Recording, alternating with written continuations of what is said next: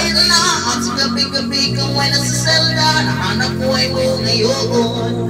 Magdalena, walang problema, alam naman natin na dati ka din na, at sa iyong ama ikaw ay prinsesa. Nung nangyari sa'yo, ito ay kwento ng isang babae. Tulog sa umaga, gising sa gabi, ang kanyang mukha ay puno ng kolorete. Sa lugar ng ilaw ay patay sindi.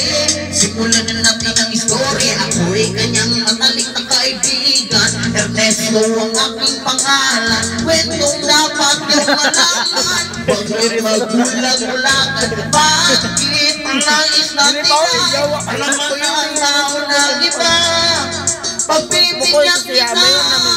Kilala mo pa si Magda? Nakakita pa bata mula pa ng pagkabata. Kami lagi magkasama pagkabagin sa sapa. Kanyang ibilong-biliwanag sa paligid. At pag siya'y tumadaan mga likid ay pupunang ganun. Siya ay nagtalaga. Tuwing ako sa muna malimit ako tulaga. Kahit may nararamdaman pinigit kong isara. Ang bibig at bibig na puso para saan ka? Sasayawan na tapos kami pakapagkapos. Dahil ang pinakit sa mukha ako'y napunos na po. Kahit parang hindi patay ng mga daligid. Pinakilala niya na laki na taga Manila. Magdalena, no problema. Bakit di ka makawala sa kardin? Ayaw mo.